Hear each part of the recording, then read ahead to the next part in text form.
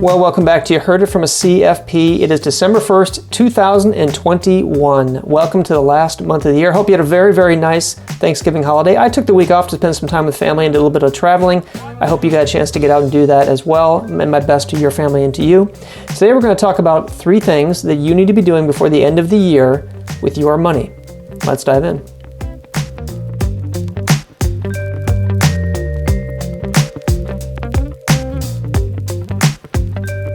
All right, it's the end of the year and you survived Thanksgiving. Congratulations. You are now looking toward Christmas and there's a bunch of money to spend, in addition to time to spend getting all this stuff for all your friends because you have too many friends and too many relatives. But before you do that, here's what you got to do before the end of the year. 3 things. Number 1, check your statements and see how much you've deposited in your accounts for 2021. As a reminder, in the year 2021, you have a $19,500 limit in your 401k, which by the way does not include what your employer puts in if they do.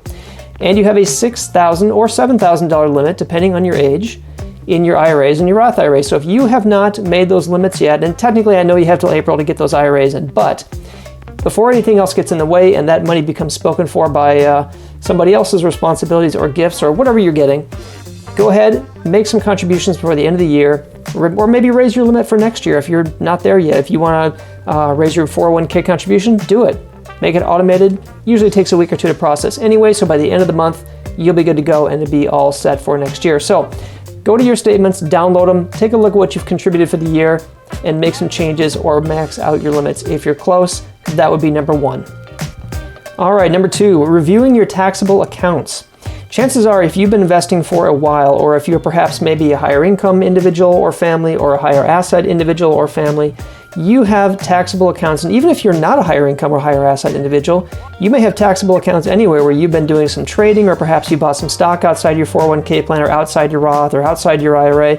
If you have a taxable brokerage account, take a look at the cost basis and the holdings in that taxable account and see if there might be some things you want to do before the end of the year. A lot of people forget this. When you have a taxable account, you are taxed on the dividends and interest in that account. You're also taxed on the capital gains on a yearly basis in that account. And if you have gains in that account, you may wish to donate to charity, which a lot of people do by the end of the year. Or perhaps you have some stock you'd like to sell at a loss or gain to offset other losses or gains. Perhaps you'd like to do that now. December is an excellent month for reviewing your taxable account and taking a look at to see if there's anything you want to buy or sell in that account for the purposes of taxation, because you have till December 31st to do it. There is no April deadline for those. So if you have a taxable account and you've got, particularly if you've got stock in there, likely to have some gains, you might be able to use some against some other losses, or perhaps you'd like to donate something for charity, which a lot of my clients do as well. So if you have a taxable account, number 2, take a look at it, look at the cost basis on each tax lot that you have.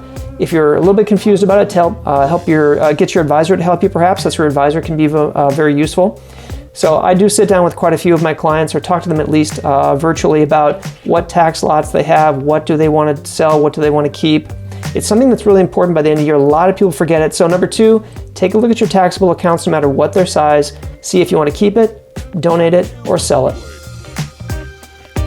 All right, and finally, number 3, conversions and distributions. If you are a retiree over the age of 70, don't forget that by December 31st of the current year, you have what's called an RMD, or a retired minimum distribution.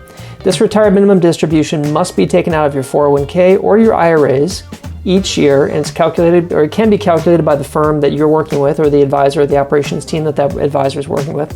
If you have an RMD, you must take that money out by 12/31 of the current year. If you don't, the penalty is stiff. It is 50% of the money that you were supposed to take out is a penalty to the IRS if you don't take that money out by 12/31. So if you are a retiree over the age of 70, it's very likely you have a required minimum distribution on an IRA or a 401k plan of any kind that you own by 12/31 of that year.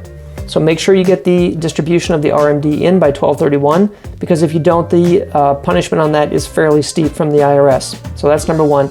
Conversions is the other one I would put in this category. Conversions are also due by 12/31. If you have an IRA and you'd like to convert that to a Roth IRA, and you're willing to pay the tax on the income that generates for you, then what you can do is get that in by 12/31. Get the conversion done, because there is no April deadline for conversions. It has to be done by 12/31. An example of that would be you have maybe a few $1,000s sitting inside a traditional IRA. You'd like to move that over to being a Roth IRA. That's fine, you can do that. There is no income limit on conversions. So anybody can convert a Roth IRA. However, you must get it in by 12/31, and if you do it, the income is taxable to you. So if you convert $2,000 of a traditional IRA to a Roth, there's going to be $2,000 added to your tax bill and income at the end of the year. Now that can be a very good thing to do, particularly if you're young and you've got room to grow that money over long term. However, if you want to do it, it has to be in by 12/31. So make sure you get those in. Thanks again for watching today. This is a fairly short video today. We're going to get back to a little more detail at a later time. So hope you had a very nice holiday again. I will see you next time, and thanks for watching. Bye-bye.